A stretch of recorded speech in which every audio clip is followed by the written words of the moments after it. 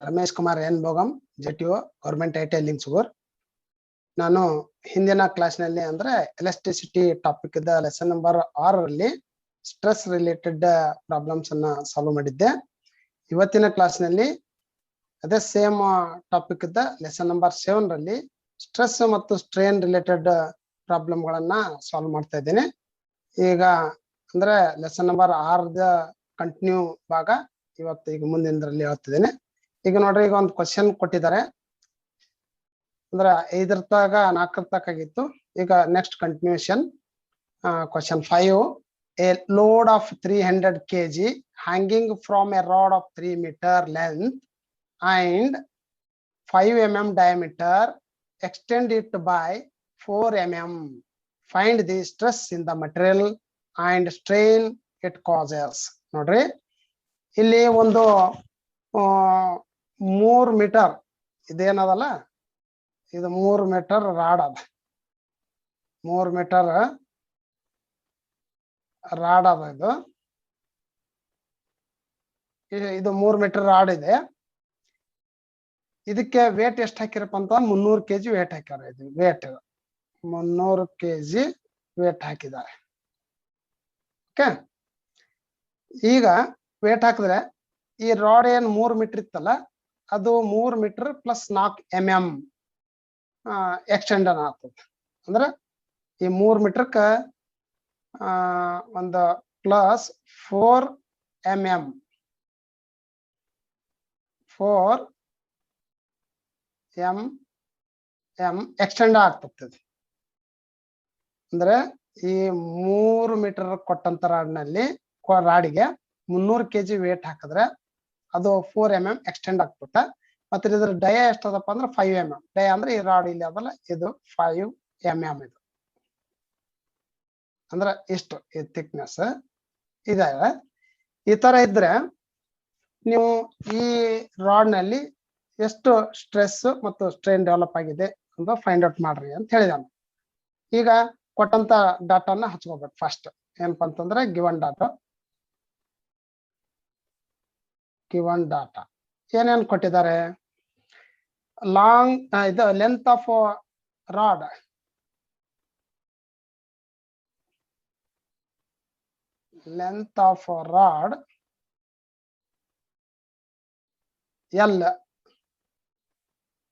L is equal to 3 meter. M ಅಂತ ಬರಿಬಹುದು, 3 metre ಅಂತ ಬರಿಬಹುದು. ಇದನ್ನ mm ದಾಗ ಕನ್ವರ್ಟ್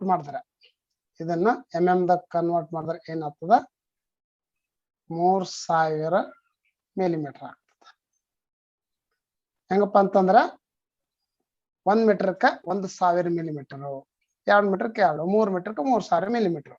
L 3000 ಮಿಲಿಮೀಟರ್ ಬಂತು. ಆಮೇಲೆ ಚೇಂಜ್ ಇನ್ ಲೆಂತ್ ಅಥವಾ increased length, extended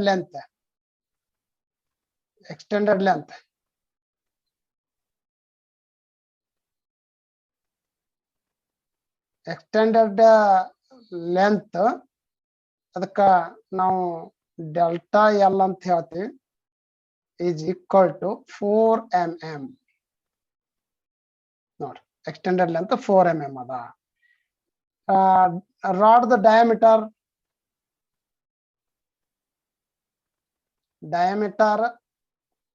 of rod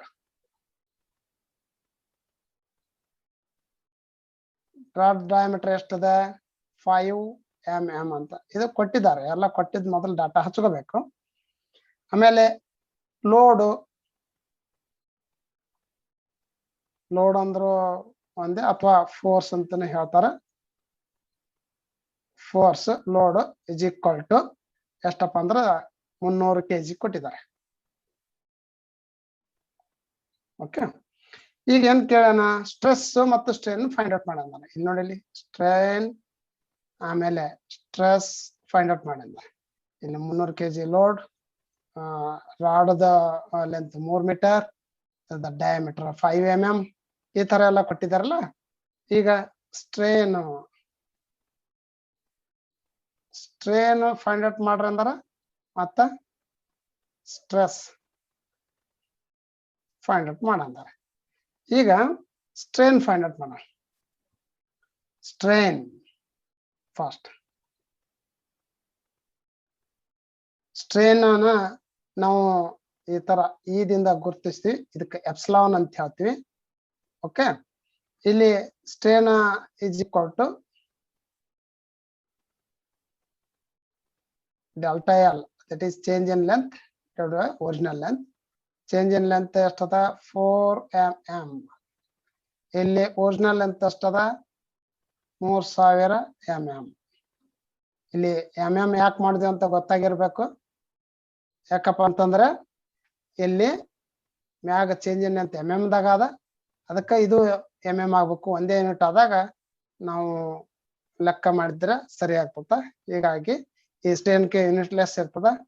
ಈಗ 4/3000 ಅಂತಂದ್ರೆ ಸ್ಟ್ರೇನ್ ಅಥವಾ ಎಪ್ಸಿಲಾನ್ ಏನ್ ಬರ್ತಂದ್ರ strain is equal to 0.00133.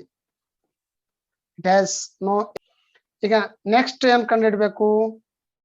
Stress ಕಂಡುಹಿಡಬೇಕು. Stress ಕಂಡುಹಿಡಬೇಕಾದ್ರೆ ನಮ್ಗೆ ಗೊತ್ತದೆ ಫಾರ್ಮುಲಾ. ಸ್ಟ್ರೆಸ್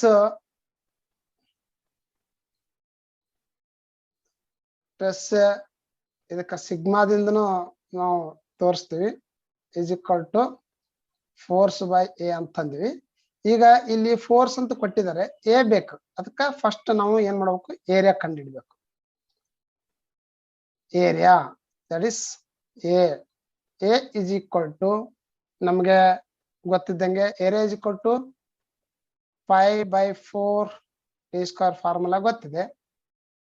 ಇನ್ನ ಈ ಪೈನ ನಾವು ಮುಂದೆ ಹಚ್ಚಂದ್ರೆ ಪೈದ ಬೆಲೆ 22 / 7 × 1/4, 4 ಆಸ್ ಇಟ್ ಇಸ್ ಹಾಗೆ ಹಚ್ಚುವನ್ನು.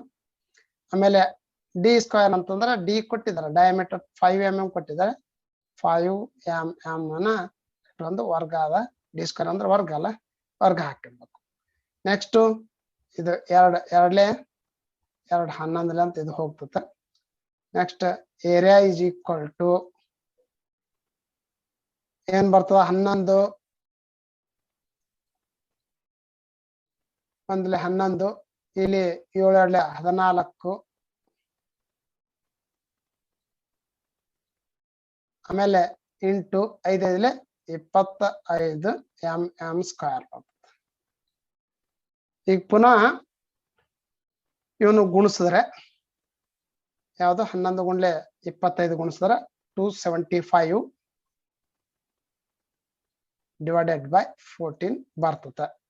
ಈ 275 ಇದು unit as it is mm² ಹಾಗೆ ಹಚ್ಚೋಣ.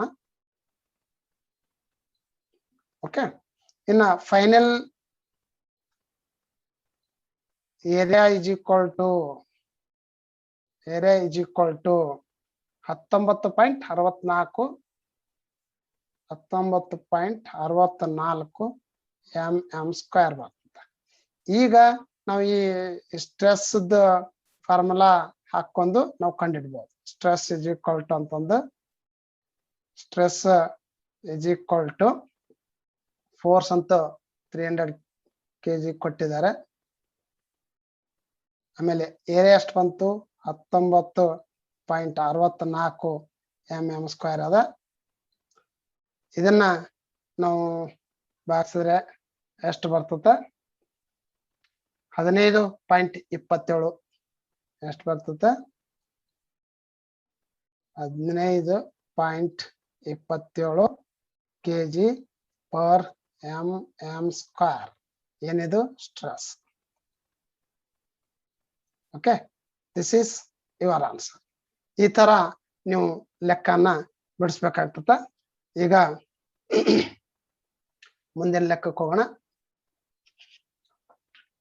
ಈ ಮುಂದಿನ ಲೆಕ್ಕ ಏನಿದೆಯಪ್ಪ ಅಂತಂದ್ರೆ find the force required to punch a hole of 10 mm dia in 1 mm thick plate if the allowable shear stress is 50 Newton/square mm. ನೋಡಿ, ಇಲ್ಲಿ ಒಂದು ಸೀಟ್ ಕೊಟ್ಟಿದ್ದಾನೆ. ಇಲ್ಲಿ ಸೀಟ್ ಫಿಗರ್ ದಾಗ ತೋರಿಸಿದೀನಿ. ಈ ಸೀಟ್ ಥಿಕ್ನೆಸ್ ಎಷ್ಟದಪ್ಪ ಅಂತಂದ್ರೆ 1 mm ಅದ. ಇದು ಹಿಂಗ, ಇದು ಒಂದು ಮೆಟಲ್ ಶೀಟ್ ಇದೆ. ಇದರ ಥಿಕ್ನೆಸ್ ಎಷ್ಟದಪ್ಪ ಅಂತಂದ್ರೆ 1 mm ಅದ. ಓಕೆ, ಆಮೇಲೆ ಇದು ಇಲ್ಲಿ ನಡು ಸೆಂಟರ್ ಹೋಲ್ ಅಂತ ಕೊಟ್ಟಿವಲ್ಲ, ಇದ್ರದ್ದು ಡಯಾ ಎಷ್ಟದಪ್ಪ ಅಂತಂದ್ರೆ ಎಂಡ್ ಟು ಎಂಡ್, ಇದ್ರದ್ದು ಎಂಡ್ ಅಂದ್ರೆ ಸೆಂಟರ್ದಿಂದ ಹಿಂಗ ಎಂಡ್ ಟು ಎಂಡ್ ಎಷ್ಟದಪ್ಪ ಅಂತಂದ್ರೆ ಇಲ್ಲಿಂದ ಇಲ್ಲಿಗೆ ಹಿಂಗ ಡಯಾ ಎಷ್ಟದ ಅಂತಂದ್ರೆ 10 mm ಅದ. ಓಕೆ, ಈ 10 mm ಡಯಾ ಈ ತರ ಕೊಟ್ಟಿದ್ದಾರೆ. ಇಷ್ಟು ಡಯಾ ಇರುವಂತದ್ದು ಹೋಲ್ ಅನ್ನ ಪಂಚ್ ಮಾಡ್ಬೇಕು. ಅಲ್ಲಿ ಇದರದಾಗ ಶೇರ್ ಸ್ಟ್ರೆಸ್ ಎಷ್ಟು ಕ್ರಿಯೇಟ್ ಆಗ್ತಂದ್ರೆ 15 N/² ಅದ. ಹಂಗಾದ್ರೆ ಈ ಹೋಲ್ ಅನ್ನ ಪಂಚ್ ಮಾಡ್ಲಿಕ್ಕೆ ಎಷ್ಟು ಫೋರ್ಸ್ ಹಾಕಬೇಕು ಅಂತ ಕೇಳಿದಾನೆ. ಈಗ ನಾವೇನ್ ಮಾಡೋಣ, first ಕೊಟ್ಟಿದ್ದನ್ನ data ಹಚ್ಕೊಳ್ಳೋಣ. Given data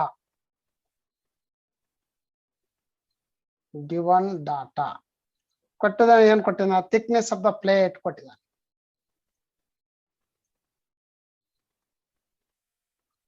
thickness of the plate ಕೊಟ್ಟಿದ್ದಾನೆ. ಎಷ್ಟಪ್ಪ ಅಂದ್ರೆ 1 mm thickness, plate thickness 1 mm ಇದೆ. ಓಕೆ, ಆಮೇಲೆ dia of the punch, dia of the punch ಅಂದ್ರ ಪಂಚ್ ಮಾಡ್ಬೇಕಾದಂತ ಡಯಾ ಅಂತ ಅರ್ಥ. ಈ ಪಂಚ್ ಮಾಡ್ಬೇಕಂತ ಡಯಾ ಅಷ್ಟು ಹೇಳ್ಯಾನ, 10 mm ಪಂಚ್ ಮಾಡ್ಬೇಕಂತ ಹೇಳಿದಾನೆ. ಓಕೆ, ಆಮೇಲೆ ಇಲ್ಲಿ ಸೇರ್ ಸ್ಟ್ರೆಸ್ ಕೊಟ್ಟಿದ್ದಾನೆ. ಸೇರ್ ಸ್ಟ್ರೆಸ್ ಅಂದ್ರೂ ಅಷ್ಟೇ, ಬರೀ ಸ್ಟ್ರೆಸ್ ಅಂದ್ರೂ ಅಷ್ಟೇ. ಬಟ್ ಸ್ಟ್ರೆಸ್ ಅಂದ್ರೆ ಕ್ಯಾಲ್ಕುಲೇಟ್ ಮಾಡ್ಲಕ್ಕ ಫಾರ್ಮುಲಾ ಒಂದೇ. ಬಟ್ ಸೇರ್ ಸ್ಟ್ರೆಸ್ ಅಂತಂದ್ರ ನಾವು 2 ಮೆಟಲ್ ಜಾಯಿಂಟ್ ಮಾಡಿದಾಗ ಆಗುವಂತ ಒಂದು ಸ್ಟ್ರೆಸ್ ಇದು. ಆಮೇಲೆ ಟೆನ್ಸೈಲ್ ಸ್ಟ್ರೆಸ್ ಅಂದ್ರೆ ನಾವು ಹಿಂಗ ಜಗ್ಗದಾಗ ಆಗುವಂತದ್ದು. ಕಂಪ್ರೆಸ್ ಅಂದ್ರೆ ಒಂದಕ್ಕೊಂದು ಹಿಂಗ್ ಪ್ರೆಸ್ ಹಾಕಿದಾಗ ಆಗುವಂತದ್ದು. ಬಟ್ ಯೂನಿಟ್ ಫಾರ್ಮುಲಾ ಮಾತ್ರ ಸೇಮ್. ಸೇರ್ ಸ್ಟ್ರೆಸ್ ಅಥವಾ ಸ್ಟ್ರೆಸ್ ಈಸ್ ಈಕ್ವಲ್ ಟು, ಇಲ್ಲಿ ಬೇಕಾದ್ರೆ ಎಸ್ ಅಂತ ನನ್ನ shear stress is equal to 50 N/² ಕೊಟ್ಟಿದ್ದಾನೆ. ಇಲ್ಲಿ 50 N/² ಅಂತ ಕೊಟ್ಟಿದ್ದಾನೆ. ಈಗ ಏನ್ ಕಂಡಿಡಿದಾನೆ, ಫೋರ್ಸ್ ಕಂಡಿಡಿ ಅಂತ ಹೇಳಿದಾನೆ. F is equal to what ಅಂತ ಕೇಳಿದಾನೆ. ಫೋರ್ಸ್ ಕಂಡಿಡ್ಬೇಕು. ಓಕೆ, ಈಗ ನಿಮ್ಗೆ ಫಾರ್ಮುಲಾ ಗೊತ್ತಿದೆ. ಸ್ಟ್ರೆಸ್ ಆರ್ ಸೇರ್ ಸ್ಟ್ರೆಸ್ ಎಲ್ಲದಕ್ಕೂ ಒಂದೇ ಅಂತಂದೆಲ್ಲ. ಈಗ ಸ್ಟ್ರೆಸ್ ಇದಕ್ಕ ನಾನು ಹೇಳಿದ್ದಾನೆ, ಸಿಂಬಲ್ ಸಿಗ್ಮಾ ಅಂತ ಯೂಸ್ ಮಾಡ್ತಾರಲ್ಲ, ಇದಕ್ಕ ಏನದ F/A ಅಂತ ಅದ. ಈಗ ನಮಗೆ ಈ ಎಫ್ ಅನ್ನು ಕಂಡು ಹಿಡಿಬೇಕಾಗ್ಯದ. ಹಾಗಾಗಿ ನಾವು ಇದನ್ನ ಫಾರ್ಮುಲಾ ಇಂಪ್ಲೈಸ್ ಮಾಡ್ತೀವಿ. ಏನಂದ್ರೆ ಎಫ್ ಅನ್ನು ಹೊರಗೆ ತಕ್ಕೊಂತೀವಿ. F is equal to shear stress into area ಅಂತೀವಿ. Shear stress into area. Okay, ಈಗ ಸೇರ್ ಸ್ಟ್ರೆಸ್ ಅಂತ ಕೊಟ್ಟಿದ್ದಾನೆ, ಏರಿಯಾ ಗೊತ್ತಿಲ್ಲ. ಅದಕ್ಕೆ ನಾವೇನ್ ಮಾಡ್ಬೇಕು, ಈ ಸೇರ್ ಏರಿಯಾನ ಕಂಡು ಹಿಡಿಬೇಕು. ಸೇರ್ ಏರಿಯಾ ಕಂಡು ಹಿಡಿಬೇಕು. ನಮ್ಗೆ ಏರಿಯಾದ ಫಾರ್ಮುಲಾ ಗೊತ್ತದ. ಬಟ್ ಇಲ್ಲಿ ನಾವ್ ಏನ್ ಮಾಡ್ಬೇಕು, ಈ ಸರ್ಕಲ್ದ ಸರ್ಕಂಫರೆನ್ಸ್ ತಗೋಬೇಕು. ಸೇರ್ ಏರಿಯಾ ಅಂತಂದ್ರ ನಾವು ಸುತ್ತಳತೆ ಬೇಕು. ಅದಕ್ಕೆ shear area is equal to circumference.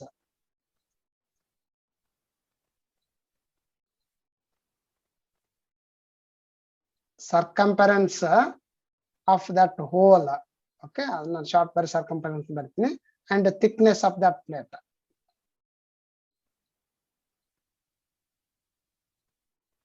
Thickness of plate thickness ಮತ್ತು ನಾವು ಎಷ್ಟು ನಾವು ಡಯಾನ ಹೋಲ್ ಮಾಡ್ತೀವಲ್ಲ ಅದರದ್ದು ಸುತ್ತಾಳತೆ ಈಸ್ ಈಕ್ವಲ್ ಟು ಸರ್ಕಂಫರೆನ್ಸ್ ಅಂತಂದ್ರೆ ನಮ್ಮ ಫಾರ್ಮುಲಾ ಏನದ πd ಅಂತ ಹೇಳ್ತೀವಿ, ಅಥವಾ 2πr ಅಂತಾನು ಹೇಳ್ತೀವಿ. ಇಲ್ಲಿ ನಾ πd ತಗೊಂಡಿನಿ. ಆಮೇಲೆ ಥಿಕ್ನೆಸ್ಗೆ ಟಿ, ಸ್ಮಾಲ್ ಟಿ. ಇದು ಸೇರ್ ಏರಿಯಾದ ಫಾರ್ಮುಲಾ. ಈಗ ನೋಡ್ರಿ, shear area is equal to circumference of the circle that is to be punched into thickness of the plate. Therefore, this is shear area A is equal to pi into D into T. Okay. ಈಗ ಮತ್ತೊಮ್ಮೆ A is equal to pi ಅಂದ್ರೆ 22 divided by 7 into D ಅಂದ್ರೆ D ಕೊಟ್ಟಿದ್ದಾನೆ 10 mm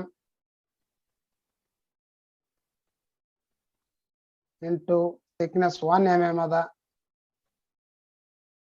ನೋಡ್ರಿ area is equal to 22 divided by 7 into 10 mm into 1 mm. Okay ಇದನ್ನ ನಾವು ಬಿಡಿಸಿದ್ವಿ ಅಂತಂದ್ರ ಎಷ್ಟು ಬರ್ತದೆ 220 into 10 ಅಂದ್ರೆ into 10 220 ಆಯ್ತು into 1 ಅಂದ್ರೆ 220 ನೇ ಆಯ್ತು.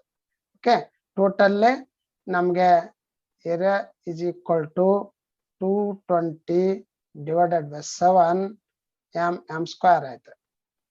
Okay this is equal to ಪುನಃ ನಾವು ಭಾಗಿಸಿದಾಗ ಎಷ್ಟು ಬರ್ತದೆ 31.428 31.428 ಇದನ್ನ equal to 31.43 ಮಾಡ್ಕೊಂಡ್ಬಿಟ್ಟು ನಾವು ಮುಗಿಸೋಣ ಇದಕ್ಕೆ m ಸ್ಕ್ವೇರ್ ಈಗ ಏನ್ ಬಂತು ಏರಿಯಾ ಬಂತು. ಈಗ ನೀವು ಸ್ಟ್ರೆಸ್ ದ ಫಾರ್ಮುಲಾದಾಗ ಹಾಕಿದ್ವಿ ಅಂತಂದ್ರೆ ಅಂದ್ರೆ ಫೋರ್ಸ್ ಕಂಡಿಡಿ ಅಂತಂದಿದಾರಲ್ಲ ಇಲ್ಲಿ force is equal to shear stress into area ಅಂತ ನೋಡಿ. ಈ ಏರಿಯಾ ಈಗ ಕಂಡು ಹಿಡಿದ್ವಿ. ಆಮೇಲೆ shear stress ಅಂತ ಕೊಟ್ಟಿದ್ದಾರೆ. ಎಷ್ಟು ಕೊಟ್ಟಿದ್ದಾರೆ 50 Newton per mm square mm square.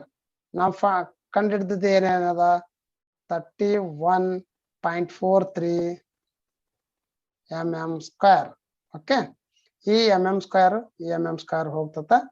ಈಗ 250 into 31.43 ಗುಣಿಸಿದಪ್ಪ ಅಂತಂದ್ರ ಎಷ್ಟು ಬರ್ತದಪ್ಪ ಅಂತಂದ್ರ 1571.5 ಆಮೇಲೆ ನ್ಯೂಟನ್ ನ್ಯೂಟನ್. ಓಕೆ ಏನ್ ಬಂತು ಇದು ಫೋರ್ಸ್ ಅಂದ್ರೆ this is your required answer.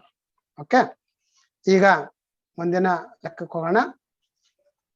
ಏಳನೇ ಲೆಕ್ಕ ಸೇಮ್ ಅದೇ ತರನೇ ಇದೆ, ಸ್ವಲ್ಪ ಚೇಂಜಸ್ ಇದೆ.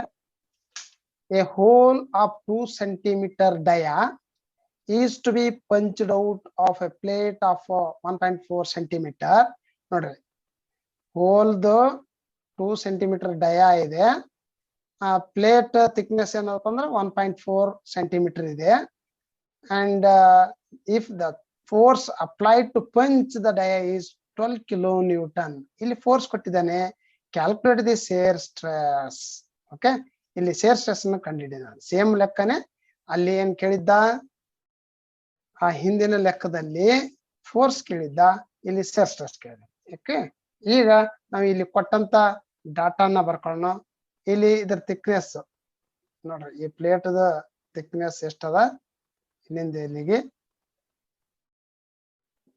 1.4 ಸೆಂಟಿಮೀಟರ್ ಅದ,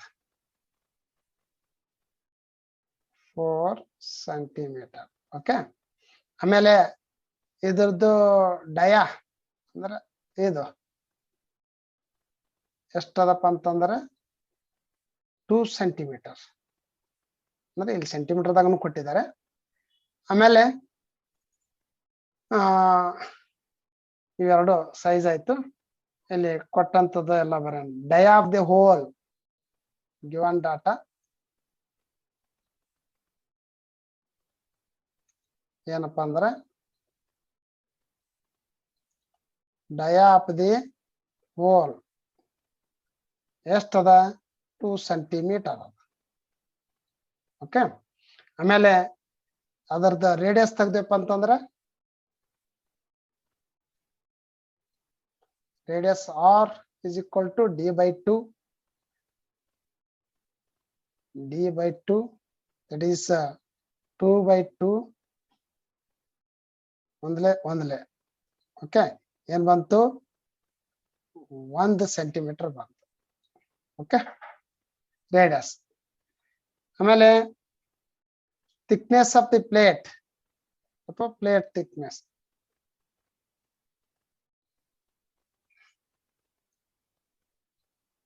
plate thickness is equal to, that is T ಅಂತ.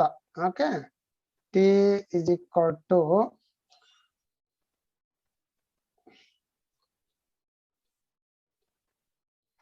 thickness T is equal to 1.4 centimeter. 1.4 centimeter. Okay, ಇದನ್ನ ಪ್ಲೇಟ್ ಥಿಕ್ನೆಸ್ ಕೊಟ್ಟರು. ಆಮೇಲೆ ಫೋರ್ಸ್ ಕೊಟ್ಟಿದ್ದಾರೆ 12 kilo Newton. 12 kilo Newton force ಕೊಟ್ಟಿದ್ದಾರೆ. ಆಮೇಲೆ ಏನ್ ಫೈಂಡ್ ಔಟ್ ಮಾಡೋದನ್ನ ಸ್ಟ್ರೆಸ್ ಅಥವಾ ಸೇರ್ ಸ್ಟ್ರೆಸ್.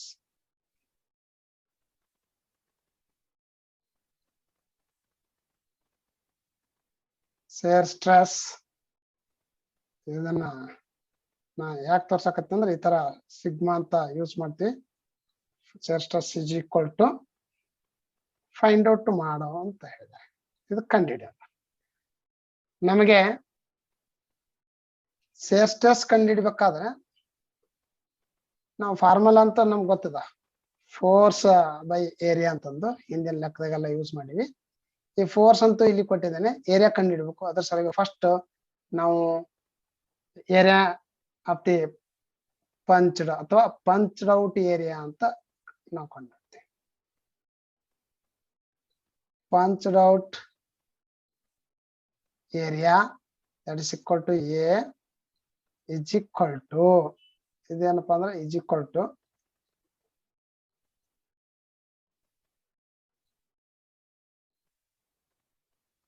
circumference into thickness ಅಂತ ಇಷ್ಟೇ ಬರ್ತೀನಿ. ಯಾಕಂತಂದ್ರೆ ಬರ್ಲಕ್ಕ ಲೆಂತ್ ಭಾಳ ಆಗ್ತದ. ಸರ್ಕಂಫರೆನ್ಸ್ ಹೋಲ್ ಸರ್ಕಂಫರೆನ್ಸ್ ಅನ್ಬೇಕು, ಥಿಕ್ನೆಸ್ ಅಂದ್ರೆ ಈ ಶೀಟ್ ಥಿಕ್ನೆಸ್ ಅನ್ಬೇಕು. ಓಕೆ,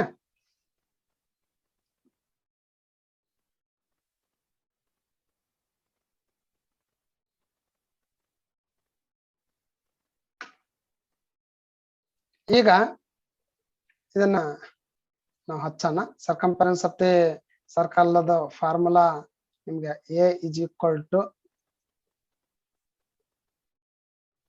ನಾನು ಆಗಲೇ ಹಿಂದಿನ ಲೆಕ್ಕದಾಗ ಹೇಳಿದ್ದೆ, ನಾನು 2πr ನು ಬರಿಬಹುದು ಅಥವಾ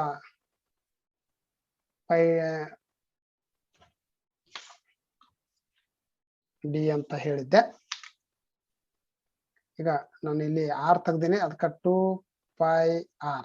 ಇದು ಯಾಕೆ ಹಿಂಗ್ ಮಾಡ್ತೀನಿ ಅಂತಂದ್ರೆ ನಿಮ್ಗೆ ಈ ಫಾರ್ಮುಲಾ ಹಚ್ಚಿನೂ ಬಿಡ್ಸಕ್ ಬರ್ಬೇಕು, ಆಮೇಲೆ ಆ ಫಾರ್ಮುಲಾ ಹಚ್ಚಿನೂ ಬಿಡಿಸ್ಬೇಕು, ಎರಡು ಒಂದೇ ಅಂತನೂ ಗೊತ್ತಾಗ್ಬೇಕು. ಹೀಗಾಗಿ ನಾನು ಒಂದ್ಸಲ 2πr ತಗೊಂತೀನಿ, ಅದಕ್ಕೆ ಸರ್ಕಂಫರೆನ್ಸ್ ಆಫ್ ಸರ್ಕಲ್ಗೆ πd ಅಂತನೂ ತಗೊಂತೀನಿ. ಓಕೆ, ಈ ಥಿಕ್ನೆಸ್ ಇಂಟು ಟಿ ಆಯ್ತು.